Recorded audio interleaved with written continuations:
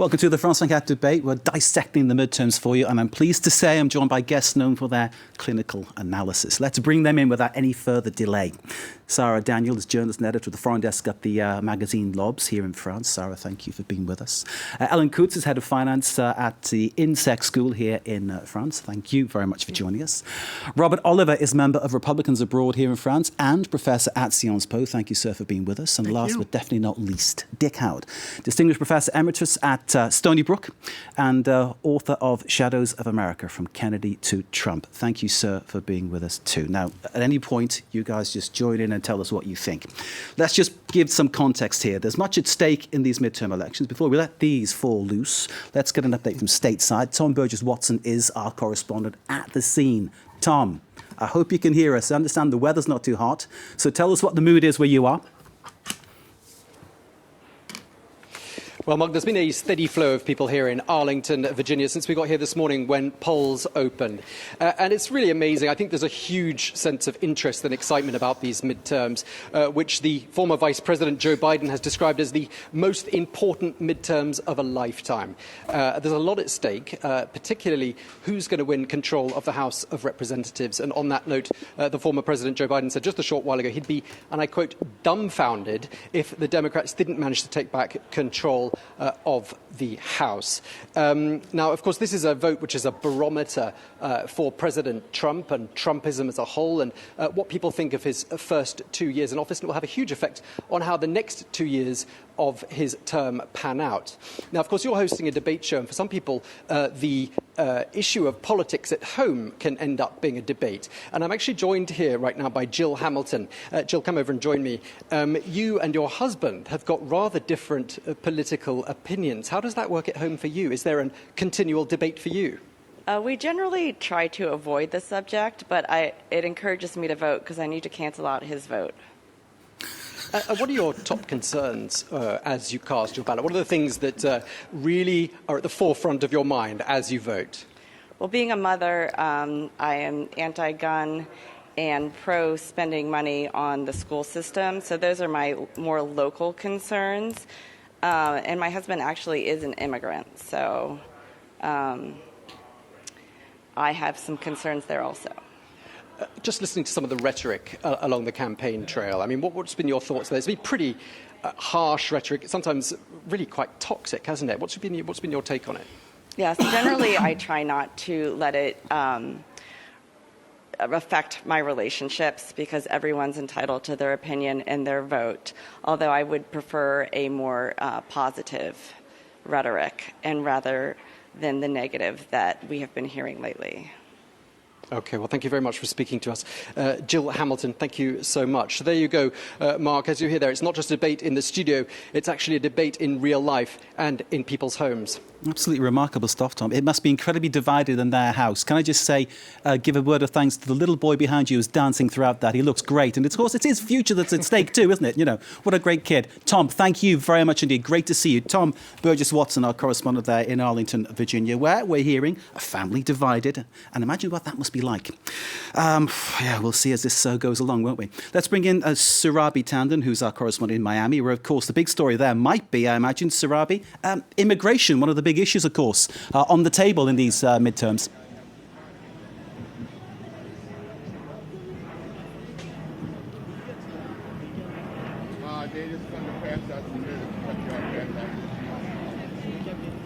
Surabi, I'll try again. Immigration, perhaps a big story where you are. Guys, if there are people speaking loudly behind me, could you ask them to move, please, if it happens? These things happen on live television. Surabi Tandon, our correspondent in Miami, we'll try to go back to her very shortly. For now, let's let loose the guests, because they've got things to say. Sarah, I'll give you the first shout. What do these midterms mean for you? What's at stake? What do you see happening?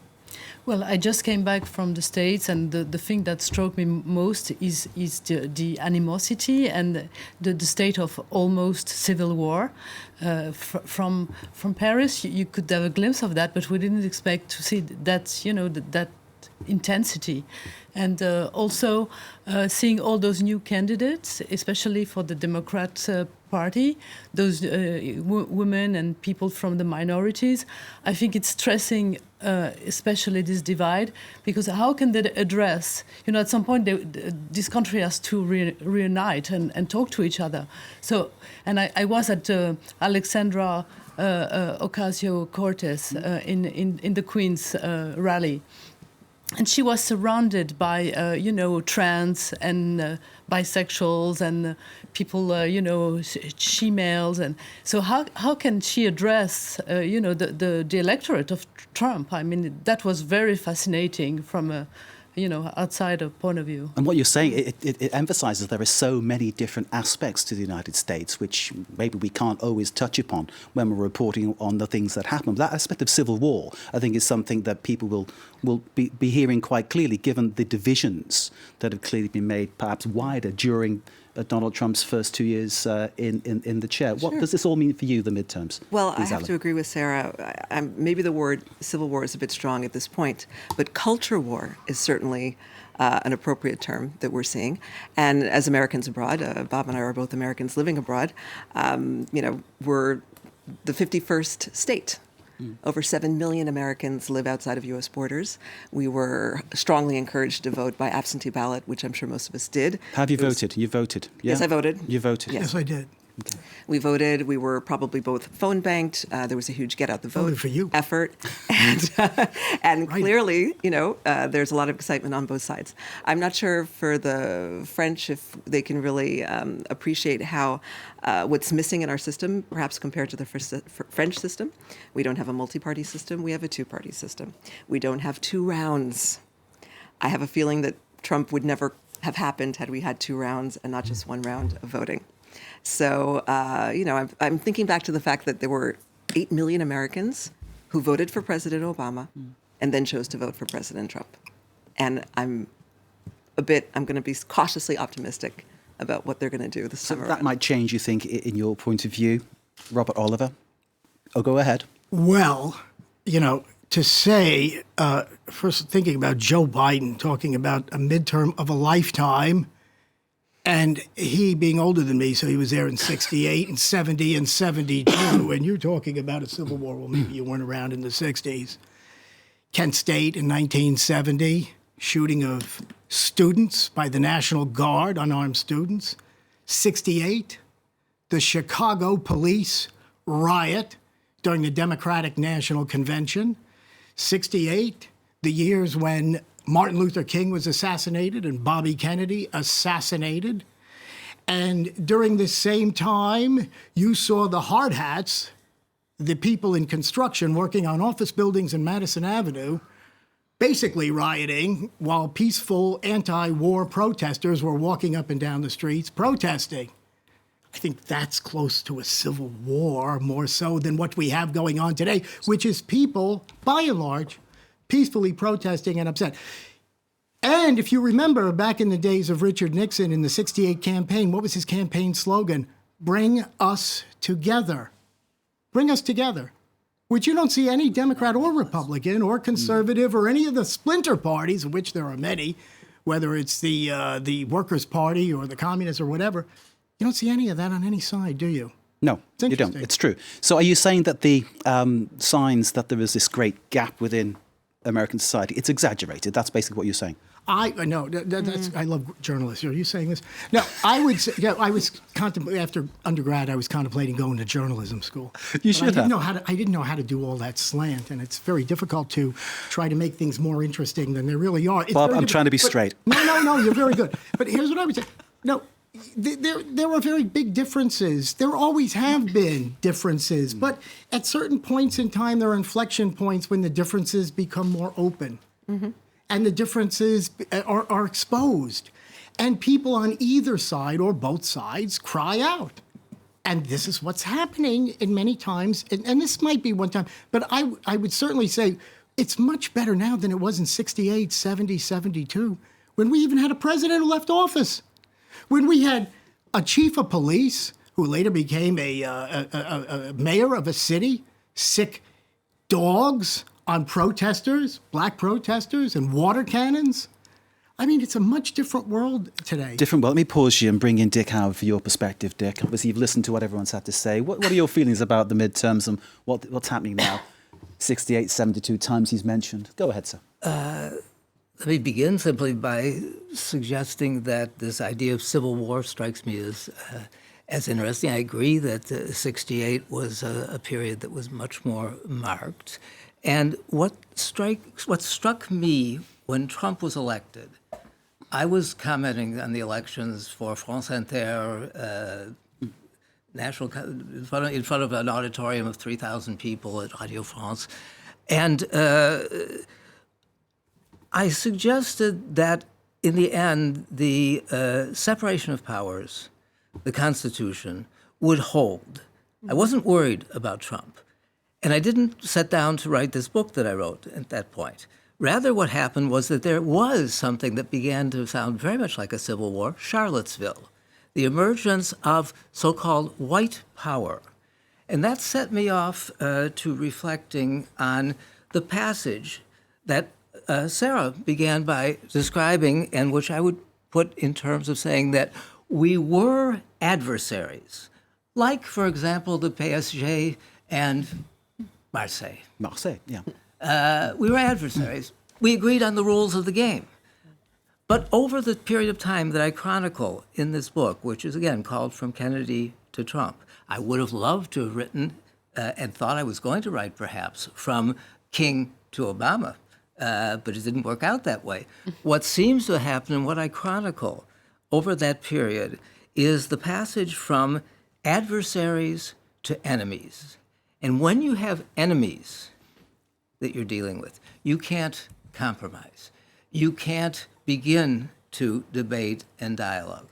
The hope of the Founding Fathers was, of course, that this institutional structure set up by the Constitution, checks and balances, separation of powers, would in fact permit or force, constrain the adversaries so that they wouldn't become enemies.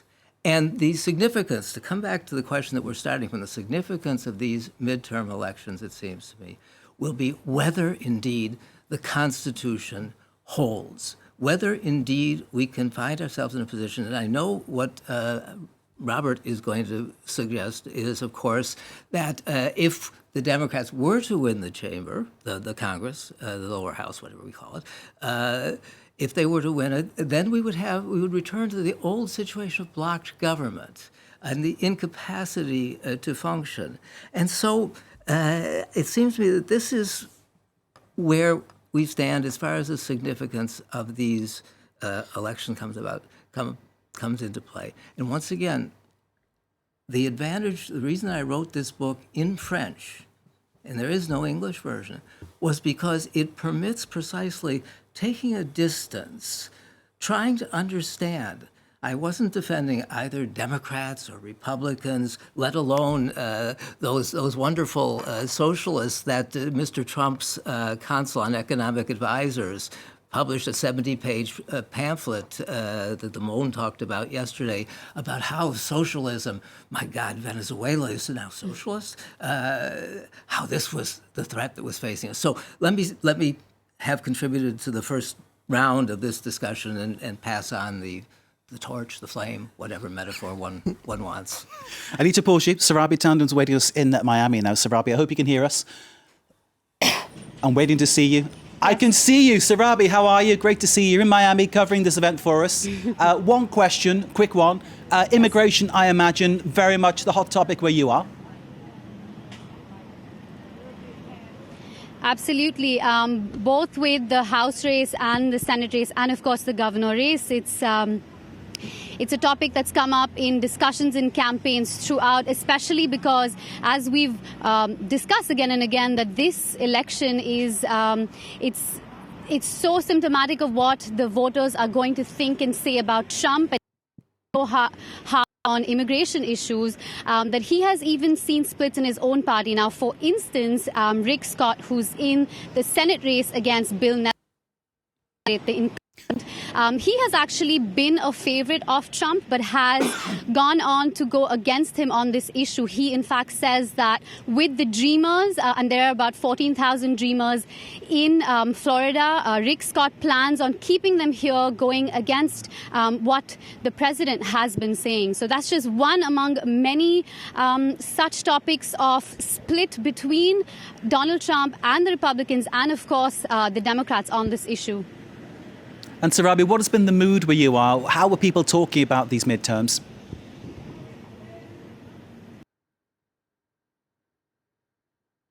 African-American neighborhood. In fact, just 5 minutes ago, David Beckham was here to support people in the locality. So there was a big crowd here. And we were talking earlier to the administrator of the elections here in this office, and he said that he has seen a turnout like this ever in his career. This beats even now. He's specifically talking about Overtown, but generally we can see that trend throughout America and in Florida that this midterm has seen record turnout. Of course, in this area, people are mostly excited about one candidate, the governor candidate, Andrew Gillum, who's also, if he were to win, would be the first African-American governor from Florida. That's also why this community is so excited, especially because, let me remind you, Gillum is a true Floridian. He was born in Miami. He was raised in between Tampa and Tallahassee. He's been the mayor of Tallahassee. He went to Florida universities here. So he's really grown up as a local person, and now he's gone on to be in one of the most challenging races in this election. All that and David Beckham. Thank you, Sarabi, very much indeed. Sarabi Tanner, they're joining us from Miami. She's watching all developments in the Sunshine State, as they call it, and we're hoping that the technical team will hang out there and make sure that Sarabi is clear next time we go to her. Thank you very much indeed. Now, short pause, then after that, more of our debate after a very short break.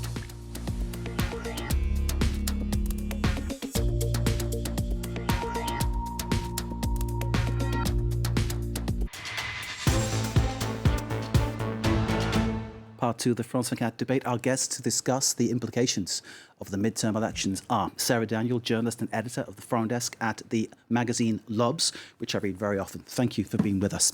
Ellen Kutz is, a Democrat and a blogger, but at the moment, head of finance at the INSEC school here in Paris. Thank you for being with us. A pleasure. On the other side of our studio, and in this case politically against, Robert Oliver, who is a member of Republicans in France, but also a professor at Sciences Po. When I say against, it's a very measured against, and of course things debated in a very equitable way here at France 24. Last but not least, Dick Howard, distinguished professor emeritus at I can't say that word, at Stony Brook University and author of Shadows from America. That's from Kennedy to Trump. Thank you, sir, for being with us.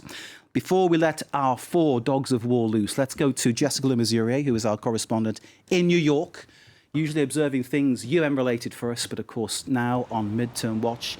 Jessica, tell us what you've got, tell us what you've found, tell us the kind of opinions you're picking up. So I'm standing outside a polling station in Midtown. Remember that New York is one of the bluest states in the country, and New York City is very pro-Democrat. So most of the people who I've been speaking to are trying to stop Donald Trump. They're trying to claim back Congress, and they are voting Democrat. They're getting out en masse despite this weather, which one woman described to me as Republican weather. It's been pouring with rain for much of the day here in New York City, but it seems that people are so angry and so energized here over Donald Trump and their opposition to him that they're all getting out to vote, despite the fact, of course, he's not on the ticket. They want the Republicans to at least lose the House, the House of Representatives, to the Democrats. So people have been telling me that they've been very worried about the rhetoric that they've been hearing from Trump, especially in the lead up to these midterms. They say that they feel that he's sort of veering towards fascism with his rhetoric about immigrants, focusing on this caravan that is coming towards the United States over the last few days, saying that really this sort of thing is totally unacceptable, that he has to be stopped in his tracks. Now, it seems that the youth are also very energized. There's some quite exciting new politicians on the scene, including Alexandria Ocasio-Cortez. She's campaigning for the Bronx, much of the Bronx and Queens, and it looks like she might become the youngest member of of Congress. She's only 29 years old. She is a democratic socialist, and she's really energized young people here in New York City. So her supporters have said that they are expecting people to come out in force today and support her.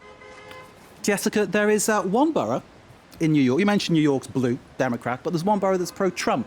Tell us more about that. That's quite right, and I've spent a lot of time there. That borough is Staten Island, and I've been speaking to people who I interviewed in the lead up to the presidential election and afterwards, people who support Donald Trump, because there's an interesting race going on there, which is apparently quite tight. The incumbent Republican there in Congress, Dan Donovan, is being challenged by a veteran, a young 31-year-old veteran called Max Rose, and he's really been fighting a hard fight to take that position over, but it seems from speaking to all of my contacts in Staten Island that people there who are Republican voters, Trump supporters, they cannot stomach voting for a Democrat, even if there are some appealing things about him. And they say that really their main concern is immigration. They've really bought Trump's rhetoric on immigration, and they really are going to go ahead and support the Republicans, despite the fact that they don't necessarily like the incumbent congressman there, Dan Donovan. Busy night ahead for you, Jess. Good to see you got your brolly. That rain making the Americans here feel very homesick. Thank you very much indeed. Jessica Limaziria there in New York, in the rain. We bring you anything regardless of the weather. Fantastic stuff. Let's now get another opinion from Texas. Houston, Texas. Ryan Thompson's waiting for us there. Ryan, what's the weather doing where you are? And what's the political weather vane saying to you?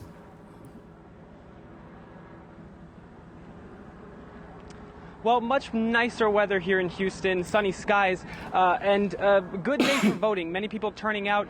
We saw long lines here. People are excited and paying attention to the Senate race between Congressman Beto O'Rourke and current incumbent Senator Ted Cruz. It's been a long run. Much of the country's eyes are on this race. A number of funding records have been set for Beto O'Rourke. He's received money from donors across the country, micro donations. By comparison, Ted Cruz is trying to defend his Senate seat. He has been a staunch defender of the Constitution, and you're seeing an incumbent candidate who has a shaky personality in the U.S. Senate compared to a Democrat who's trying to stand up and turn Texas purple.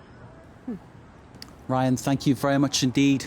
Bring us everything as you get it, sir. Busy night ahead for you too. Thank you very much indeed. Our teams, of course, across the state's going to bring you all the reaction as it happens. Let's bring our guests back in. And Dick, I noticed there you're looking very eager to join in.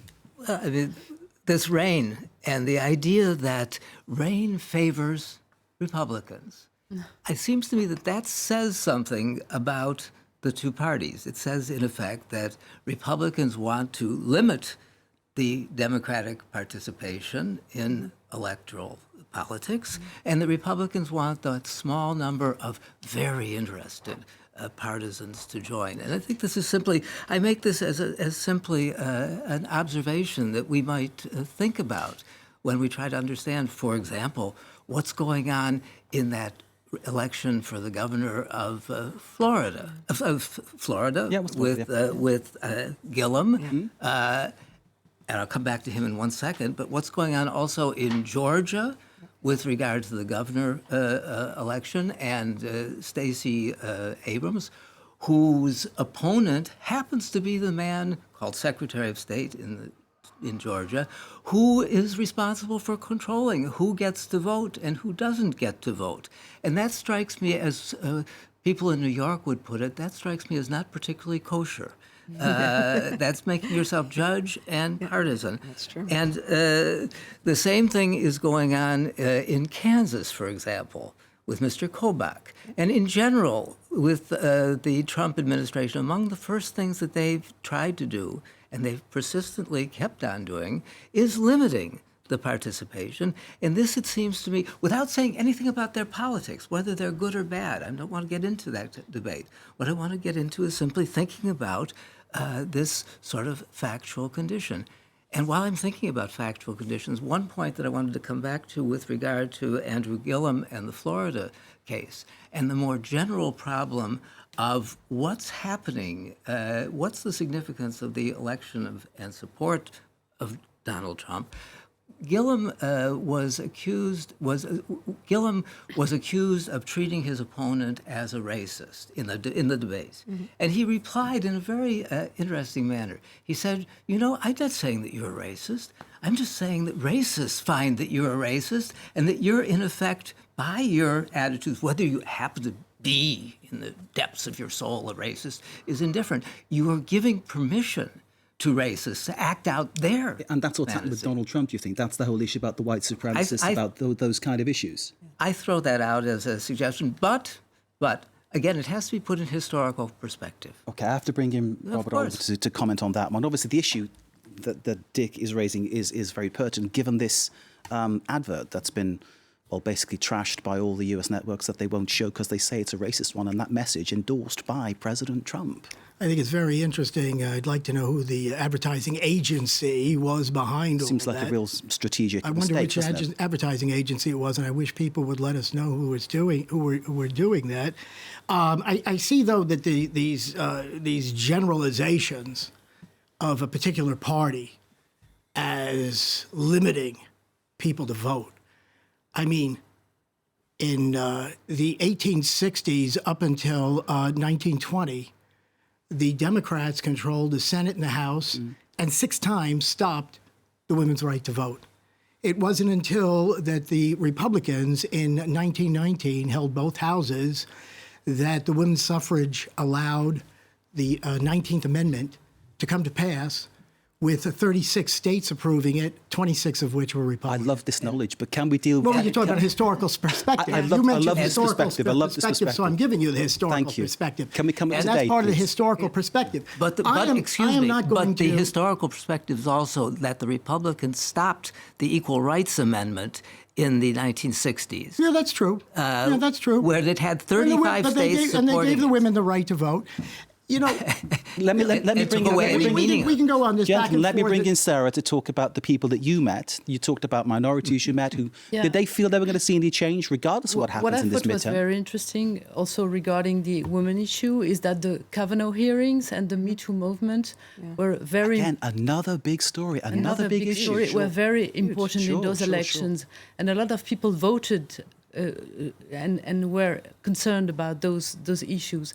And I think Trump made a very good point towards his constituents, saying, you know, this could happen to the woman. This could happen to your brothers, to your fathers, and on the other hand, of course, the Democrats were really appalled by all this process, and I think that the sex issue, this gender issue, is very important in those elections. Indeed. Alan. There's a follow-on to the Me Too movement, which is called the Time's Up movement, which is a movement to try to empower women to participate more broadly in politics. And as you said, you know, people who would never have seen themselves as candidates before are running for the first time.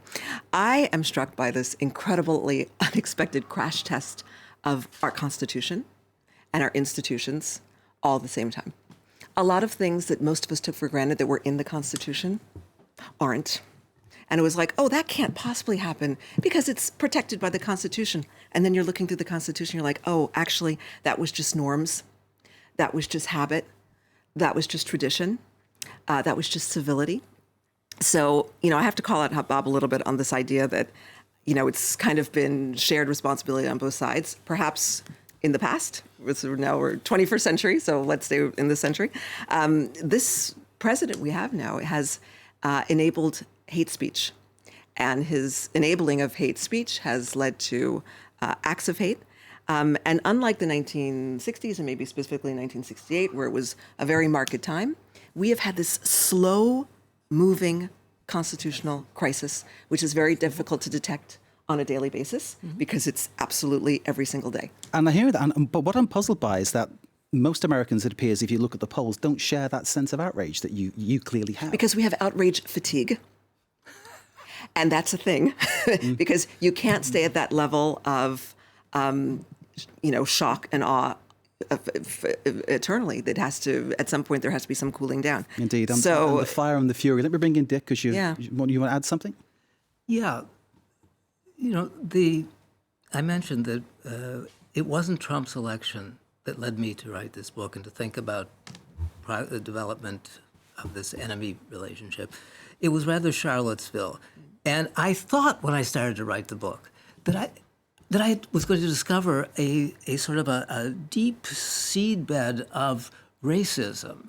And as I worked through the historical period, starting back with our friends during the Civil War, by the way, and what the statues of the Confederate generals mean and so on, what I found was that it wasn't so much racism, it turned out. The turning point, I think, since we're arguing about history, in the recent history, the crucial turning point was the election of 1980 and of Ronald Reagan.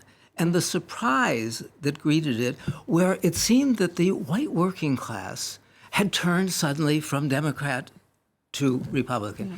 And when you start to ask yourself why, you remember that election took place in the context, Carter was the Democratic candidate and the outgoing president.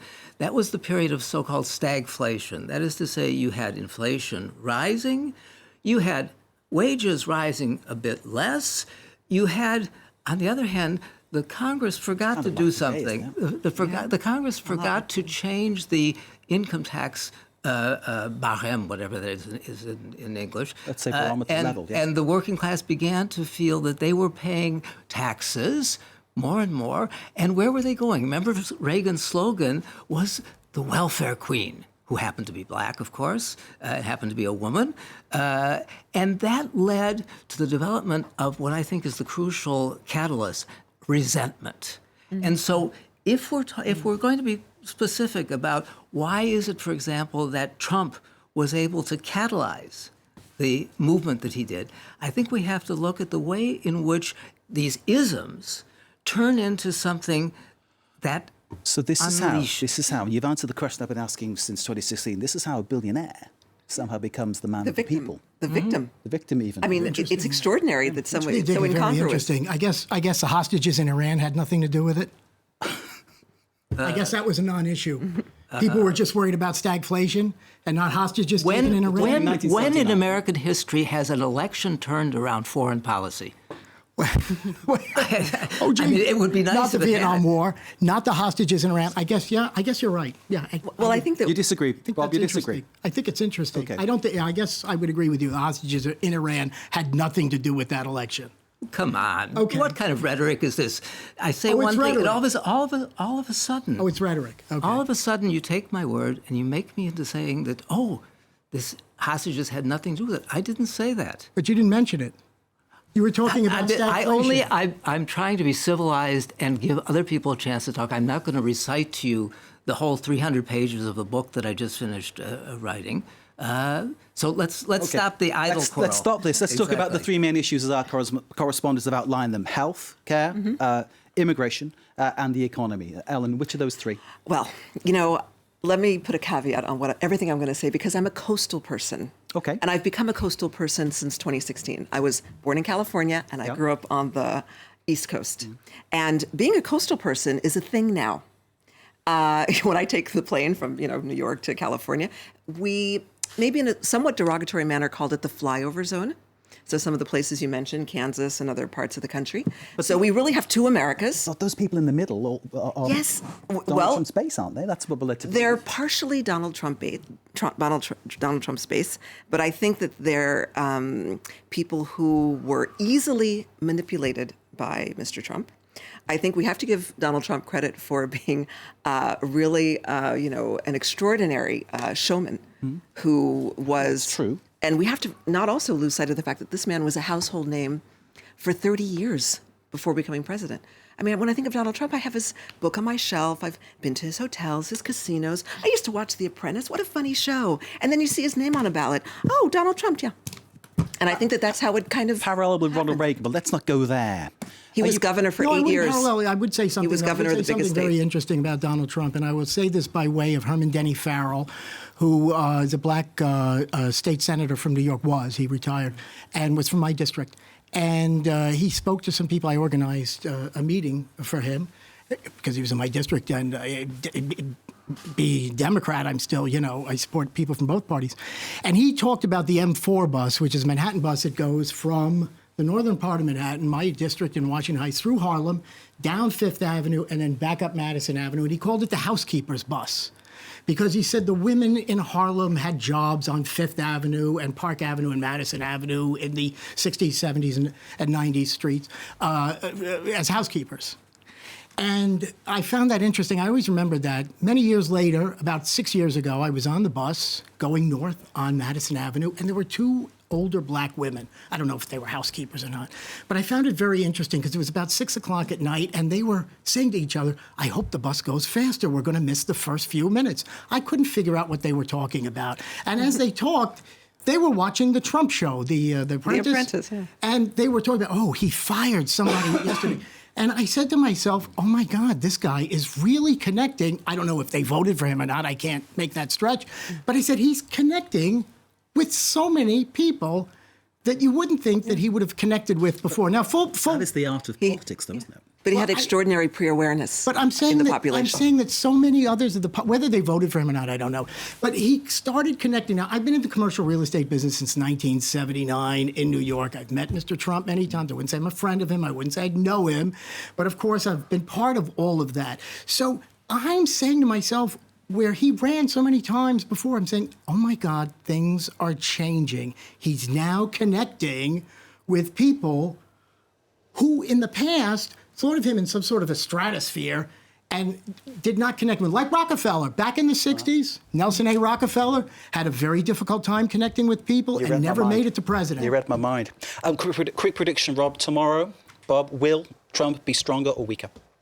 That is that's like asking me what the stock market is going to do tomorrow. I don't know. Let me ask Sarah then. What do you think? Well, it's very difficult to predict because obviously there's been a huge turnout for the midterm elections, but it can go both sides. So it's very. Will the Latinos will they show up? I think it's a very important issue. We'll see how it goes, but it's very And we can't take for unpredictable. granted that Latinos vote Democrat automatically. Indeed. There are a lot of very conservative. Stronger or weaker? Weaker. Weaker. Has nothing to do with foreign policy. It has to do with. Let me one last Very point. quickly. Go on. There's a book that was published a number of years ago called "What's the Matter with Kansas? Why is Kansas turned to the right?" And the factor that I think probably is more important than foreign policy might just well be religion. And the question, and this goes back to what I said about the Republicans sinking the Equal Rights Amendment.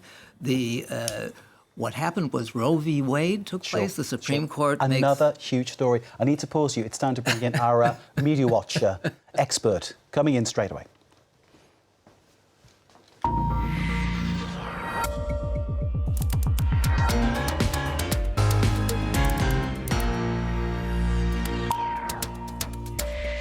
I will be severely admonished for cutting Dick off in his prime. Sorry about that. Emma James joins us, who's been looking at how US midterms are playing out online and in the media, of course. It seems the President friends in the media have joined in the campaign. Who might they be? What have they been saying? Well, you can probably guess if you've been paying attention at all to Donald Trump over the last few years, due to his constant tweeting about Fox and Friends, I think we can probably say that that is his favourite programme. And certainly Fox News's journalists and presenters were appearing alongside him at a rally in Missouri. It's the kind of the final push before the midterm votes. And the New York Times says it could have been Fox and Friend, with Donald Trump, of course, being the singular friend. Now, Sean Hannity was one of them. Now, he's made no secret of his ties to Donald Trump. He's an advisor to him. In fact, earlier this year, there were reports that even some people in the White House were calling him the shadow chief of staff. He's that close to Donald Trump. Certainly last night, he very definitely appeared to be on message. Take a look at this clip. By the way, all those people in the back are fake news. And the one thing that has made and defined your presidency more than anything else, promises made, promises kept. I wonder what my journalism professor all those years ago would make of someone in his role, supposedly a journalist, supposedly giving the news, doing the news, supposed to be objective, being so not objective. And without question, the political leanings of many media organisations, especially in the US and in the UK too with Brexit, have become more and more obvious as time's gone on in the last few years. But yes, this is definitely going an extra boundary beyond, and you do start to wonder whether there will be any point where it stops. Now, Sean Hannity himself had said earlier in the day, to be clear, I will not be on stage campaigning with the president. Now, up there on stage, he called the other reporters fake news. Some people saying, well, clearly he's the one who's fake news, if that's what he's saying. He has since clarified not only that he wasn't referring to his Fox News colleagues when he said fake news, but that also he maintains he was surprised that he was called up by Donald Trump. However, many reporters saying that they received advance notice that he was going to be on stage with Donald Trump. So I'll leave you to draw your own conclusions on that Twitter one. tends to bite people in the bum, doesn't it? Really? Well, it can do, yes. Certainly what's interesting to look at as well is the different kind of language being used. The New York Times were fairly measured in their approach to this particular issue, whereas the Huffington Post, perhaps taking its lead more from social media, talks about comparisons between Fox News and the state-run media normally seen in authoritarian regimes. Tweets like these ones, the Fox News and White House merger is complete. It's full-on state media as of today.